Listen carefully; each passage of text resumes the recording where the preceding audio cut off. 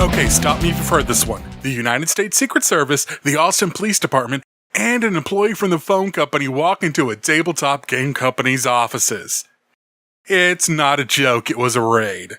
Well, it was a joke, but it still actually happened. Let me explain. On March 1st, 1990, the United States Secret Service raided the Austin, Texas offices of Steve Jackson Games. They confiscated 4 computers, several loose hard disks, assorted hardware, and 2 laser printers. Yes, they took the printers. I'll explain why in a bit. So what was the charge? The Secret Service obtained a warrant because Steve Jackson Games was working on a cyberpunk sourcebook for their GURPS role-playing game.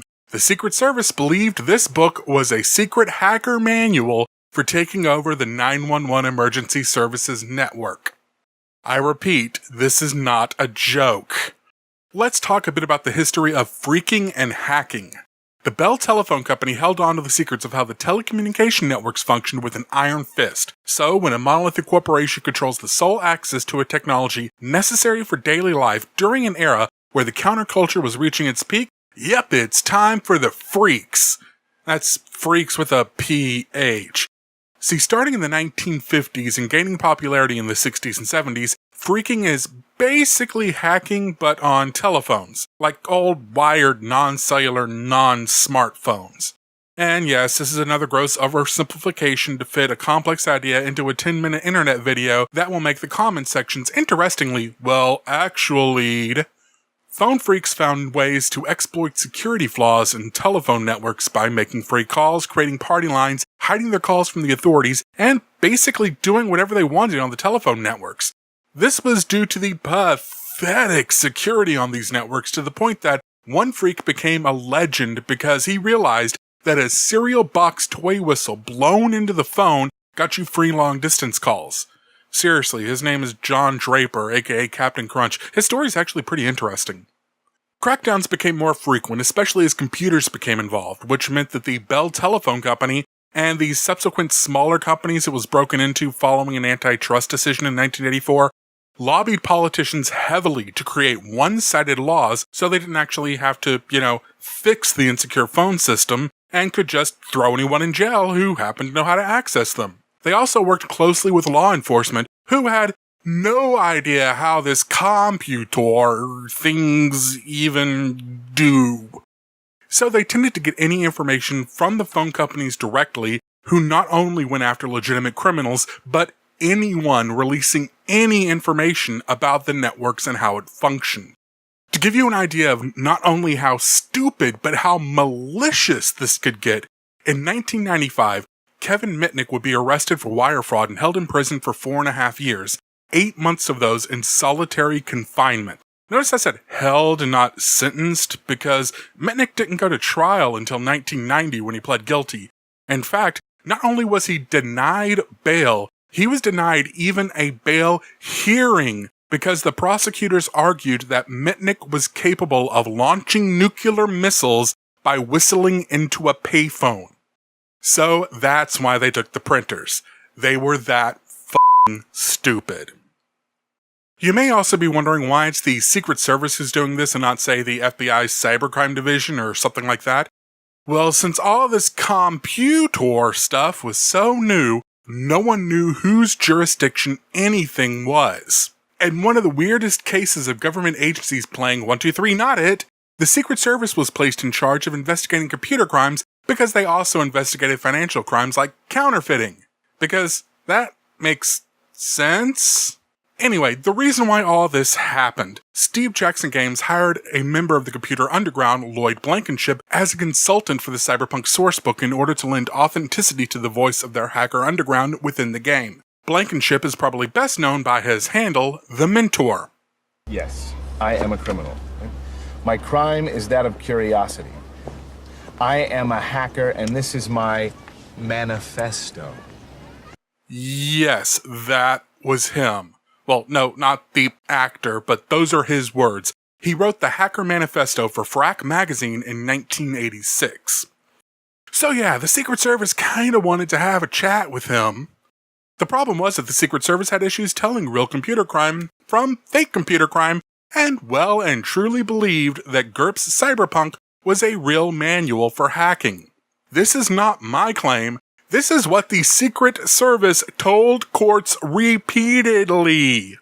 Many times during the various legal proceedings that followed, Secret Service agents pointed to a tabletop gaming sourcebook about plugging your brain into a computer and thinking systems into doing what you want and said, "This is real."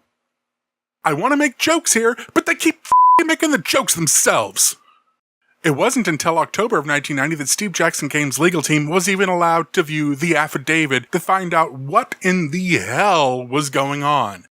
And that's when they found out the raid was about targeting Blankenship and that GURPS Cyberpunk was just a target of opportunity. I repeat, this is after the Secret Service spent months claiming in official statements that Steve Jackson Games had been legitimately targeted for creating actual hacking material for taking over the 911 emergency services network. Okay, I just realized I haven't been talking a lot about the gaming involved in this, so let's talk about GURPS. Generic Universal Role-Playing System is a role-playing game produced by Steve Jackson Games, meant to be a base system that could work in any genre. To that end, Steve Jackson Games created sourcebooks covering fantasy, horror, science fiction, martial arts, and more. Following the emergence of cyberpunk as a popular fiction genre from the works of Philip K. Dick, William Gibson, and Neil Stephenson, as well as the then recently released games of Cyberpunk from R. Talsorian Games and Shadowrun from Faster Corporation, Steve Jackson Games wanted to make a sourcebook about plugging your brain into a computer and replacing parts of your body with cyberware. And the Secret Service, who I remind you took the computers and the manuscripts so they knew what this whole thing was, kept repeating, "This is real." What even is real? I am a banana! By that point, it was almost too late for Steve Jackson Games, as the loss of all their files for future products, as well as the, at the time, incredibly expensive computer equipment, forced them to lay off half of their staff, and they almost had to close down completely.